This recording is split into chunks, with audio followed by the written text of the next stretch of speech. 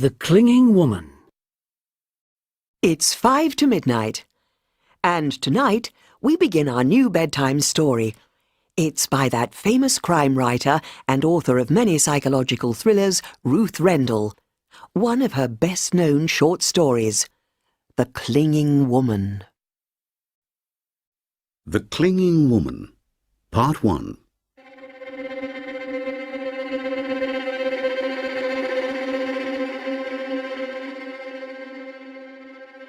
The girl was hanging by her hands from the railings of a balcony. The balcony was on the 12th floor of the high-rise block next to his. His flat was on the 9th floor, and he had to look up to see her. It was 6:30 in the morning. He had been awakened by the sound of an aircraft flying dangerously low overhead, and had got out of bed to look. His sleepy gaze, descending from the blue sky, which was empty of clouds, empty of anything but the bright vanishing arrow of the aircraft, alighted, at first with disbelief, on the hanging figure. Part 2. He really thought he must be dreaming, for this sunrise time was the hour for dreams. Then, when he knew he wasn't, he decided it must be a stunt. This was to be a scene in a film.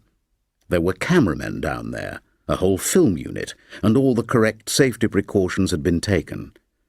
Probably the girl wasn't even a real girl, but a dummy. He opened the window and looked down.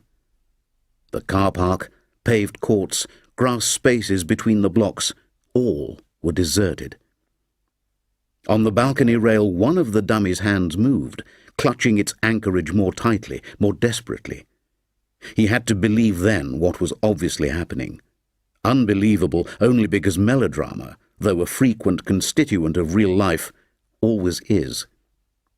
The girl was trying to kill herself. She had lost her nerve and now was trying to stay alive. All these thoughts and conclusions of his occupied about 30 seconds. Then he acted. He picked up the phone and dialed the emergency number for the police. The arrival of the police cars and the ultimate rescue of the girl became the focus of gossip and speculation for the tenants of the 2 blocks. Someone found out that it was he who had alerted the police, and he became an unwilling hero. He was a modest, quiet young man, and, disliking this limelight, was relieved when the talk began to die away, when the novelty of it wore off, and he was able to enter and leave his flat without being pointed at as a kind of St. George, and sometimes even congratulated. About a fortnight after that morning of melodrama, he was getting ready to go to the theatre, just putting on his overcoat, when the doorbell rang. He didn't recognize the girl who stood outside. He had never seen her face. She said, "I'm Lydia Simpson. You saved my life. I've come to thank you." Here is the news.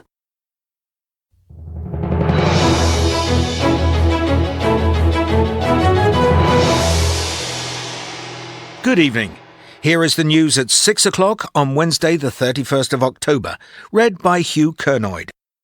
One of Britain's richest men, the billionaire mobile phone tycoon John Caudwell, was left bruised and blooded after being attacked during a robbery at his 16th-century mansion near Eccleshall in Staffordshire. Mr. Caudwell, 57, was beaten with a crowbar, then bound and gagged by a gang of masked men. The men then turned on his glamorous fiancée, former model Claire Johnson, 41.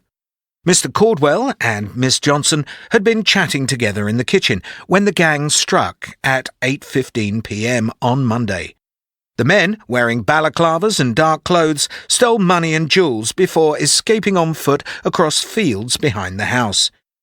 The couple, who have a 6-year-old son, were treated by paramedics at the scene before being taken to a private hospital. Mr. Caudwell had suffered a gash to his forehead and bruising to his arms. Yesterday, about a dozen police officers were using metal detectors to search for clues in the grounds surrounding the property.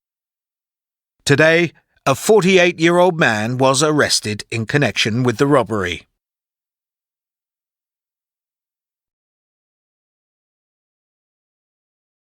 and finally, an amazing achievement. American stuntman and trapeze artist Nick Wallander is the first person ever to cross a gorge near the Grand Canyon on a tightrope. Nick, 34, wearing shoes specially made by his mother, but without a safety harness, took just 22 minutes to walk from one side of the gorge to the other.